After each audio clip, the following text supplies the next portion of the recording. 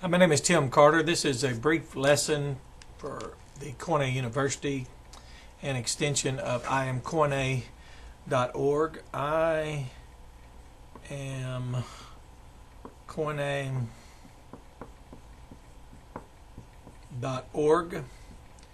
Under the Koine Books tab,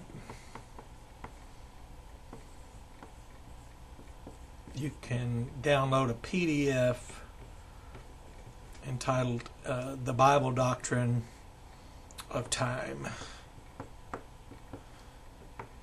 Now, what's interesting about it is Genesis 1:1. Bible research has demonstrated irrefutably that this is in reference to instant and spoken creation. It's all referenced in the book, but instant and spoken creation has been taught historically by Baptists for quite some time. Another famous fact, now that these things have been put in place, is what they call gap. It's actually H 1961, and it's the word's actually ha-yathah, and it's come to be. It's from ha-yah is the word, and the form it appears in is cal perfect, third feminine singular. So these are like just huge landmarks of the faith. And what I was wanting to do is introduce probably what I call the largest breakthrough in the history of Bible research. And don't forget, you can get this online. So we have Genesis 1:1. Let me see if I can write that better. 1:1, instant and spoken. Now that was talked about long before the novel New Earth discussion took a lot of the oxygen out of the room. I don't think even the dinosaurs could breathe today with all that. And Genesis 1:2, this is gap. And then interesting is Genesis 1:1 refers to in beginning creation, no time involved. Genesis 2:4 refers to in time creation. It says in the day, and that's singular, and I don't know of anyone that says the heavens and the earth were created in the day, but the Bible says it was. So in time creation. So these are large breakthroughs, things that have either once were taught and cast away and now have returned. For example, instant and spoken creation has been returned to its rightful place.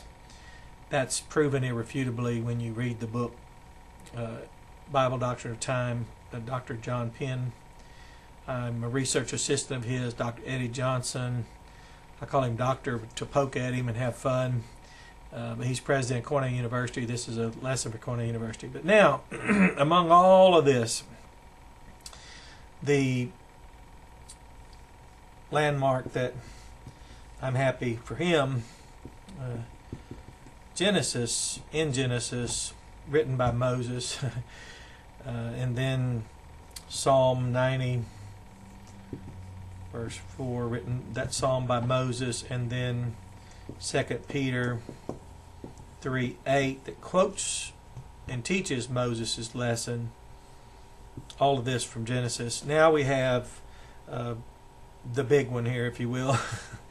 Among all these great ones, among instant and spoken, among the gap, among end time creation, among in beginning creation, we now have the divine ratio. So it's taken its rightful place as it should, and no reason for it to be treated or slighted.